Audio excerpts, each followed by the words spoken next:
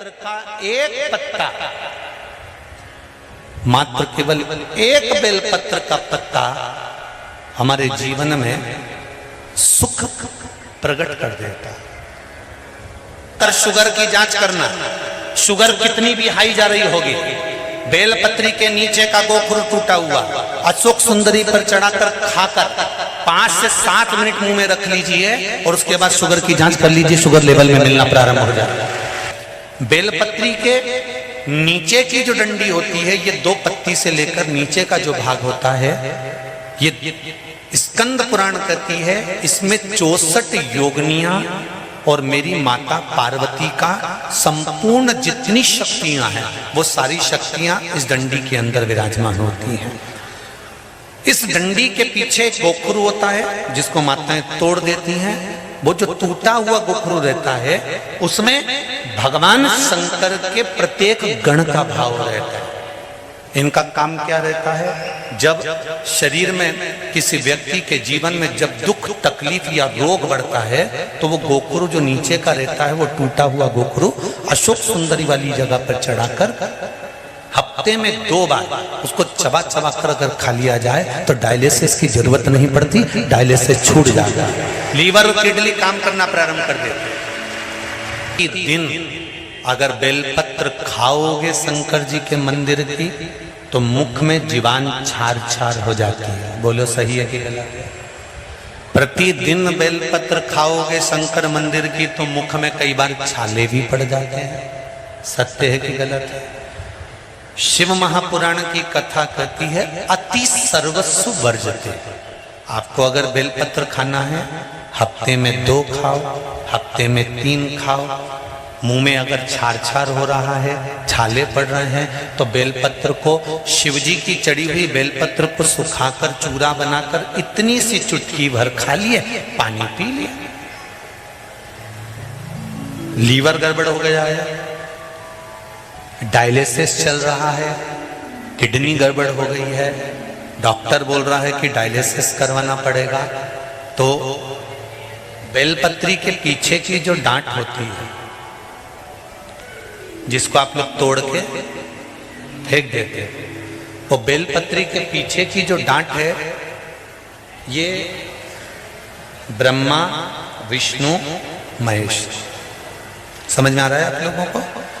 बीच में जो डंडी दिख रही है आपको, इसके बीच में बड़ी पत्ती और 2 पत्ती के बीच में जो खाली जगह है, ये खाली जो डंडी है, इसमें 33 कोटि देवी देवताओं का स्थान होता है।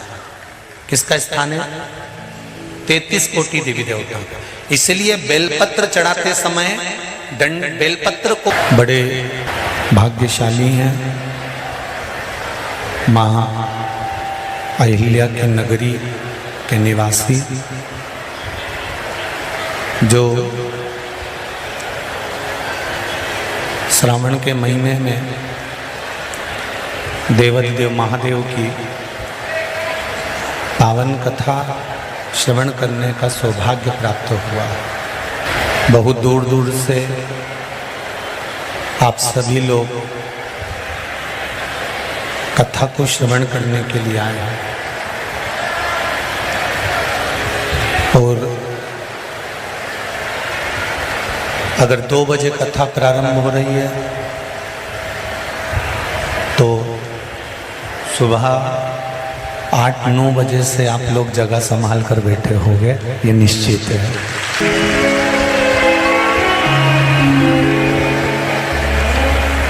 बरसता हुआ पानी 7 दिन, अभी शिव पुराण चालू नहीं हुई थी, उसके पहले इतना पानी नहीं गिर रहा होगा, पर कल से महाकाल बाबा भी पूरी सावन की बरसात प्रारंभ करा है और पूरी परीक्षा लेगा। आपकी अविरल भक्ति है, आपका विश्वास है, जो देवाधिदेव महादेव की इस पावन कथा को श्रवण करने के लिए पधारे। मैं तो महाकाल बाबा से यही प्रार्थना करता हूँ कि 7 दिन आप जो आस और विश्वास लेकर इस शिव महापुराण की कथा में पहुंच रहे हो, बाबा देवाधिदेव महादेव 3 महीने के अंदर आपकी वो मन की कामना पूर्ण करे और आपका ये पावन शिव महापुराण की कथा श्रवण करने का सौभाग्य मिला।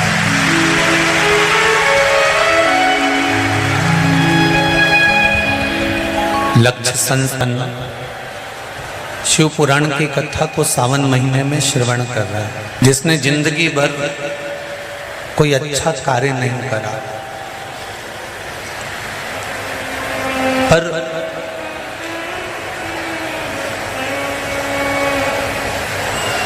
उसकी माता ने एक पुण्य का कार्य किया था। शिव महापुराण का यह महत्तम वर्णन करता है कि देवराज की माता प्रतिदिन शिवजी के मंदिर जाती थी और 1 लोटा जल समर्पित करती थी।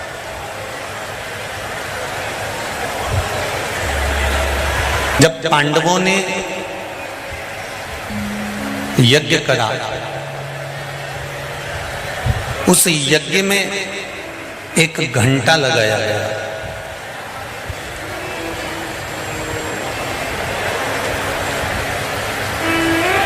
पहले के यज्ञ का एक नियम था कि यज्ञ में घंटा लगता था और जब यज्ञ की पूर्णाहुति होती थी तो वो घंटा अपने आप बज जाता था, उसको बजाया नहीं जाता था, उसको बजाने की जरूरत नहीं पड़ती थी, वो घंटा अपने आप बज जाता था। पर पांडवों के उस यज्ञ में वो घंटा नहीं बजा। जब पांडवों के यज्ञ में वो घंटा नहीं बजा, तब पांडवों ने गुरुजी से जाकर कहा, गुरुदेव आखिर कारण क्या है जो ये घंटा नहीं, हमने क्या अनुष्ठान ठीक नहीं करा?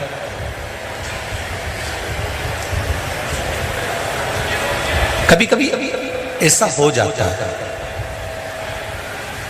आपने किसी को पशुपति व्रत के बारे में बताया, आपने किसी को कोई उपाय बताया कि तू ये कर ले, और उसने वो करा और उसका काम हो गया, और तुम वो उपाय 4 बार कर चुकी तो तुम्हारा काम नहीं हुआ।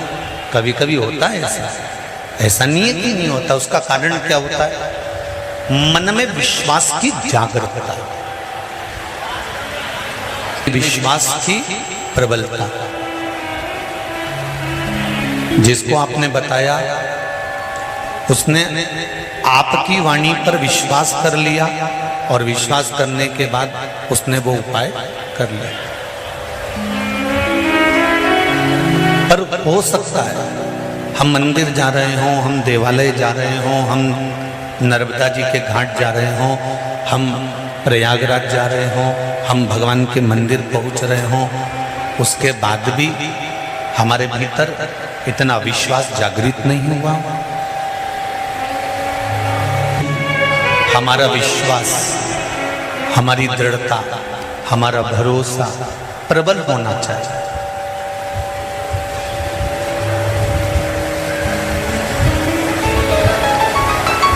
शिव महापुराण में आप भीड़ बढ़ाने के लिए कभी मत जाना, और हम तो आपके भी हाथ जोड़े, जरूरी नहीं है कि तुम भीड़ बढ़ाओ।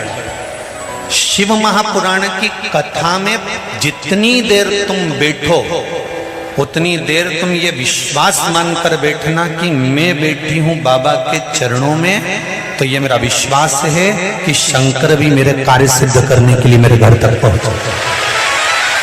करने की जरूरत नहीं है बाबा देवाधिदेव महादेव की कथा में। बहुत सरल भाषा में आओ। वैसे भी बारिश चल रही है, अच्छी अच्छी साड़ियां सब घर में रहने दो, जो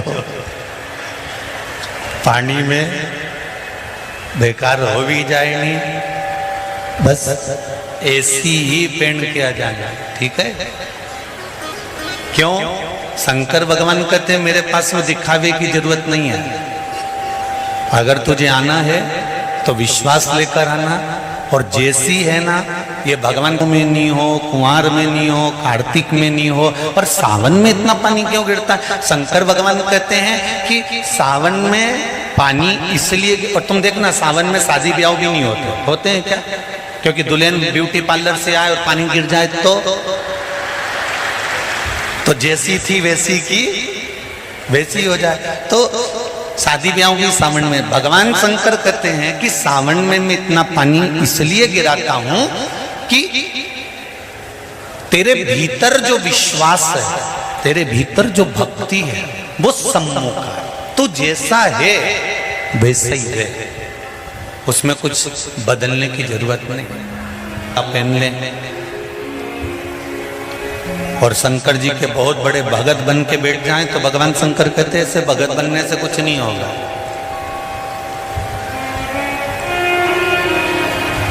शंकर भगवान की कथा कहती है,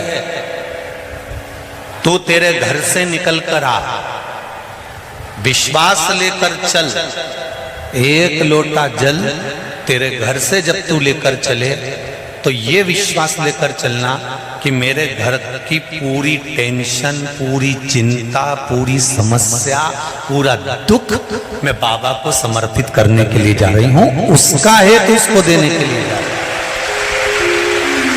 और कितनी भी अच्छी पड़ोसन होना, मंदिर में अपना दुख उस पड़ोसन को कभी मत सुनाना। कितना बड़ा भी करोड़पति तुम्हारे साथ मंदिर में बैठा हो और तुम्हारे पास में पर्स में अगर पैसा नहीं है, तुम्हारे पास में कोई रुपया नहीं है, तो तुम अपनी पड़ोसन से मांगकर 1 रुपया भी मंदिर में मत चढ़ा।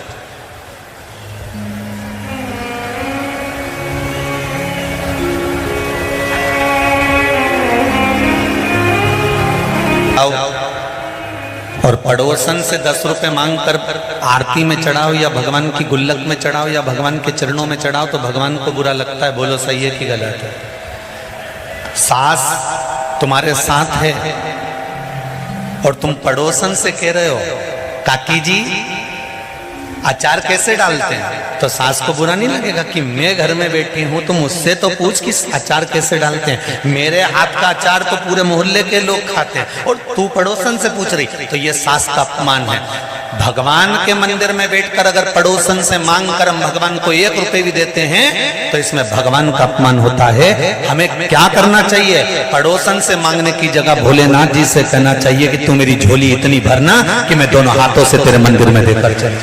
झोली फैलाने की जरूरत नहीं पड़े। तो हमने पूछा कथा कौन करवा रहा है, तो कहा खेड़ापति सरकार और लक्ष्य संस्था करा रही है। हमने कहा जब खेड़ापति सरकार और लक्ष्य संस्था करा रही है तो ये निश्चित है कि खेड़ापति सरकार ही कथा कराने वाले हैं और लक्ष्य संस्था ही कथा कराने वाले हैं। कल जब हम आए, हम जीतू पटवारी जी का घर नहीं बोलेंगे, हम श्री रमेश चंद्र जी पटवारी जी का घर बोलेंगे कि माँ बाप जब तक बैठे हैं सब कुछ उनका है। तो हम पहुंचे तो हमने कहा कि बड़ी कृपा हुई है जो बाबा ने कथा कराई है। तो श्री रमेश जी कहते हैं पटवारी साहब कि गुरुजी ये तो महाकाल राजा की और खेड़पति सरकार की करुणा 70 वर्षीय है जो इस क्षेत्र में कथा का आयोजन हो रहा है। ये कथा किसी एक की नहीं है, ये कथा किसी एक व्यक्ति की नहीं है, ये कथा आप सबकी है और आपके विश्वास की है। इसलिए श्रावण के महीने में शंकर भगवान खुद इस शिव महापुराण को लेकर यहाँ पर मंदिर का जब घंटा नहीं बजा, मंदिर का जब घंटा नहीं बजा तब पांडवों ने पूछा हमारी सेवा में कोई कमी रह गई है क्या? हमारी सेवा में कोई कमी है? कहा यज्ञ तो ब्राह्मणों ने पूर्ण करवाया। कर्म कांडी ब्राह्मण जब कोई पूजन कराने बैठता है तो अपने दिल से, अपने चित्त से, अपने मन से, अपने भाव से भगवान को रिझाकर पूर्ण पूजन कराता है। और हमेशा जजमान के हित के लिए जितना कर सकता है एक ब्राह्मण एक अपने घर में दिवाली की पूजन करते हैं, पर ब्राह्मण अपने घर की दिवाली को छोड़कर जजमान के घर में दिवाली पूजन करने जाता है कि इनका भंडार भरा रहा है। इनका भंडार भरा रहेगा तो ये संपूर्ण विश्व का भंडार का आनंद भरते रहेंगे। इसलिए एक कर्मकांडी ब्राह्मण अपना पूर्ण आशीर्वाद, पूर्ण आनंद देता है।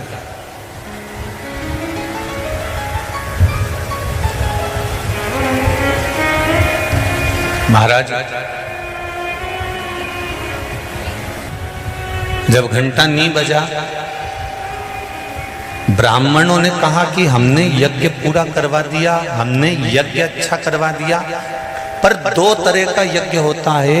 एक यज्ञ में सांकल्य दी जाती है, दूसरे यज्ञ में जो तुमने पूरे नगर में डोंडी पिटवाई की भंडारा भंडारा भंडारा भंडारा, और कोई भोजन करने से वंचित रह गया, दूर कोई भूखा रह गया। पता करो कि कौन भूखा रहा। सेवकों को भेजा, नकुल, सहदेव, अर्जुन, भीम सब गए। तब पता करा कि एक बूढ़ा व्यक्ति अपने झोपड़े में बैठा हुआ है, और झोपड़े में बैठा हुआ वो बूढ़ा व्यक्ति कह रहा है कि मैं भंडारे का भोजन ग्रहण करने नहीं जाऊंगा। सबने हाथ जोड़े, नमन करा, प्रणाम करा कि क्यों भोजन करने नहीं जाओगे। तो कहा 108 अश्वमेध यज्ञ का फल अगर पांडव मुझे दे देंगे तो मैं उनके घर में भोजन कर लूंगा। फल जब दिया जाता है जब 108 से ज्यादा यज्ञ आपने करे होते। 10 एकादशी आपने किसी बूढ़े व्यक्ति को दे दी, 5 एकादशी आपने किसी व्यक्ति को दे दी, 3 एकादशी का फल आपने किसी को दे दिया, तो एकादशी का फल आप कब दोगे? जब आपने 15 एकादशी कर रखी होगी, 50 एकादशी कर रखी होगी, 20 एकादशी कर रखी होगी, तब तो कोई फल आप दोगे। आपके पास में अगर 10 रुपए हैं तो आप किसी को 2 रुपए दे पाओगे। अब पांडवों ने तो इतने यज्ञ कभी करे ही नहीं थे, तो वो 108 अश्वमेध यज्ञ का फल कैसे दे देते? द्रौपदी के पास में युधिष्ठिर बैठे हुए थे और पांडवों ने आकर कह दिया कि 108 अश्वमेध यज्ञ का फल चाहिए।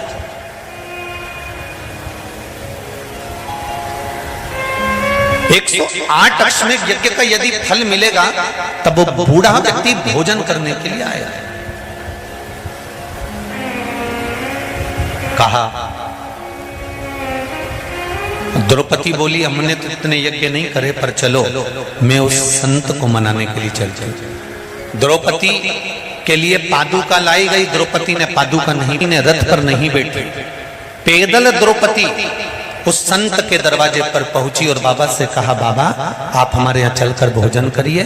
बाबा कहते हैं 108 अश्वमेध यज्ञ का पुण्य दो, तब मैं तुम्हारे घर में भोजन करूंगा। द्रौपदी कहती है मैं 108 अश्वमेध यज्ञ का पुण्य देती हूँ।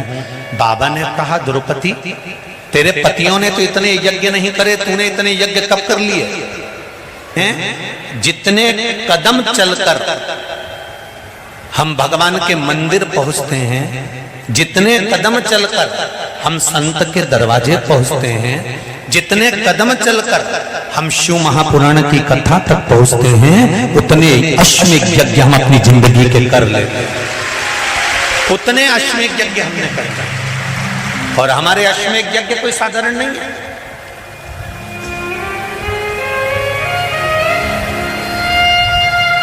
आपके दरवाजे पर आते आते हम क्या आते हमारे इतने अश्वमेध यज्ञ हो गए, उसमें से हम आपको 108 दे देते।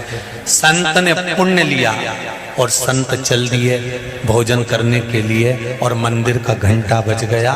मेरी माताओं, मेरी जीजियों, मेरे भाई, एक बात का स्मरण रहे, हम प्रतिदिन जब 1 लोटा जल लेकर शंकर जी के मंदिर में जाते हैं ना चढ़ाने के लिए, तो हम भगवान शंकर के दरवाजे जाते जाते ना जाने कितने अश्वमेध यज्ञ का पुण्य अपने हाथ में लेकर इकट्ठा कर लेते हैं। तो अश्वमेध यज्ञ का इकट्ठा कर लेते हैं। इसलिए कहते हैं सारी समस्या का हल जरा जम के बोलो, एक लोटा। पर सावन के महीने में एक लोटा नहीं, कितने? 2 लोटा जल दोनों हाथ से डलना चाहिए और बाबा से अपने दिल की बात कहना चाहिए। बाबा से दिल का भाव, मैंने तेरे ही भरोसे, मैंने तेरे भरोसे पर ये सब कर्म किया।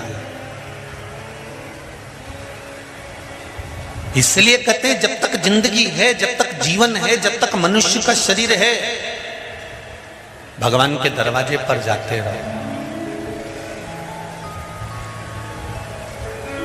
जीते जी भगवान के द्वार जाओ।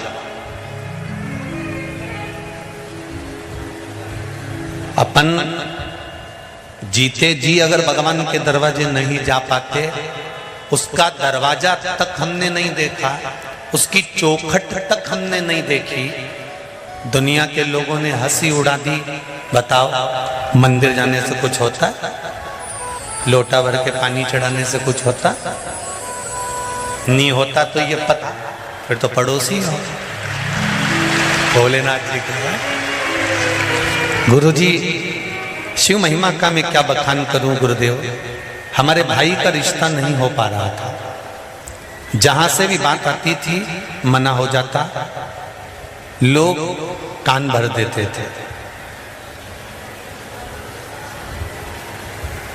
गुरुजी, मैंने आपकी कथा शिव महापुराण की 1.5 साल से सुन रही हूं और मैंने भाई के लिए पशुपति व्रत किया। चौथा सोमवार को ही बाबा की ऐसी कृपा हुई कि एक रिश्ता आया और बाबा की कृपा से वो रिश्ता पक्का हो गया।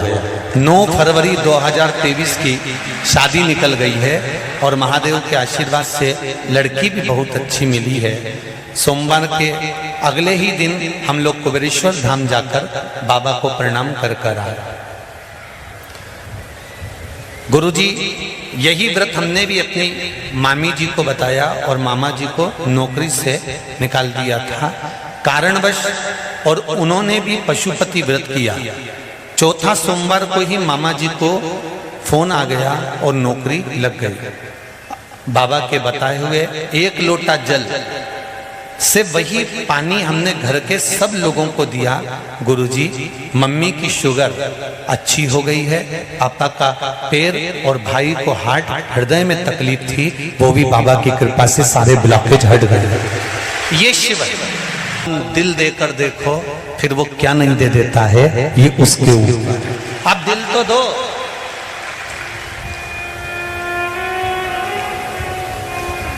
दिल तो दूसरी जगह लगा के बैठे।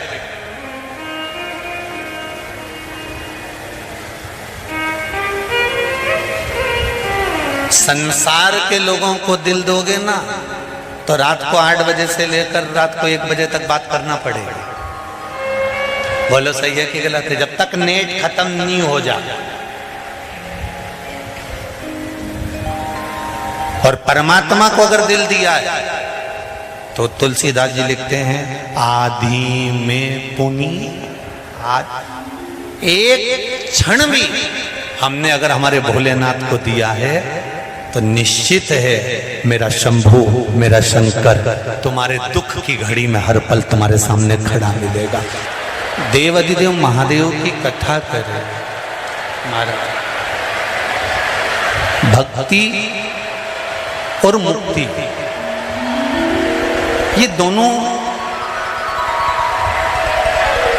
एक दूसरे के लिए समर्पण का भाव रखते हैं। देखिए, सावन के महीने में कथा सुन रहे हो और देवाधिदेव महादेव की पावन शिव महापुराण के सामने सुन रहे हो, और वो भी इधर ओंकारेश्वर उधर महाकालेश्वर, बीच में बैठ के कथा सुन रहे हो। दिल से शिव महापुराण के मूल मंत्र का जाप करेंगे और बाबा से निवेदन करेंगे अपने दिल की बात। इस मंत्र को, शिव महापुराण के मूल मंत्र को बोलने के बाद बाबा से जरूर कहें, श्री। फिर कहेंगे बच्चों को कार दिलाओ मना नहीं है, पर बच्चों को पहले संस्कार दिलाओ। कार दिलाओगे तो बच्चे बेचकर खा जाएंगे, और बच्चों को अगर अच्छे संस्कार आ गए तो कारों की लाइन लगा देंगे, ये निश्चित है। देवराज की माता शिव मंदिर में जाती थी और एक लोटा जल समर्पित करती थी। उसका नियम था, उसका भाव था, नियम था। और वो एक लोटा जल कब काम आया? जिस समय पर देवराज के तन पर बुखार आया, शरीर तपने लगा, चोरी का सामान ले जाकर शंकर जी के मंदिर में रखकर चुपचाप, ठंड लग रही थी तो दुबक कर बैठ गए।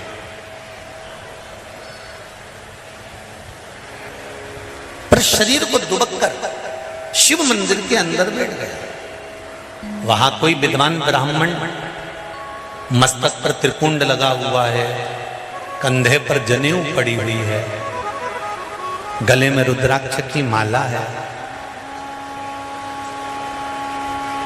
और ब्राह्मण शिव महापुराण का पाठ कर रहा था। ब्राह्मण जब शिव महापुराण का पाठ कर रहा था तो थोड़ी थोड़ी देर में वो मुख से हर हर महादेव बोल रहा, भोला हर हर महादेव। बहुत ध्यान देना थोड़ा सा। श्रावण शिवरात्रि शिव महापुराण की कथा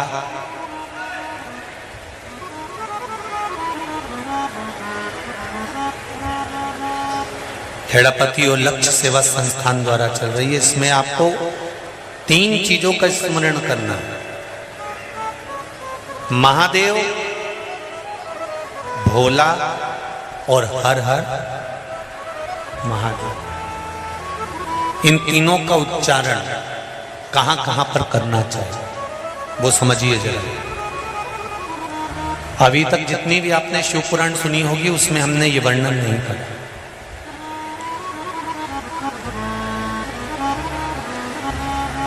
चाहे तो आप पुरानी शिव पुराण यूट्यूब पे डली हुई आप निकाल कर सुनना, उसमें हमने 3 चीजों का वर्णन बड़ा विशेष आया है। महादेव, जम के बोलो पहले, महादेव। दूसरा नंबर पर है भोला, जिसको कहते हैं भोला शंकर। तीसरे नंबर पर है हर हर। इन 3 उच्चारण को व्यक्ति को, वैसे तो आप कभी भी महादेव बोलो, हर हर महादेव बोलो, भोला शंकर बोलो, मना नहीं है, पर इन 3 उच्चारणों को कहीं कहीं बहुत जरूरी में ले लेना चाहिए।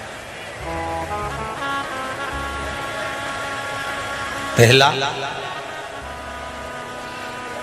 जब आप किसी कार्य के लिए आगे बढ़ रहे हो, अथक प्रयास कर कर थक गए, तब घर से जब निकलो तो एक विचार कर कर निकला, मुख से कहकर निकलना कि आज मैं इस कार्य के लिए जा रहा हूं और मेरे साथ मेरा महादेव जा रहा है। कौन जा रहा है? महादेव जा रहा है। वापिस आओगे, उसका रिजल्ट आपके पक्ष में जरूर आएगा, क्योंकि महादेव को आप साथ लेकर जाते हैं।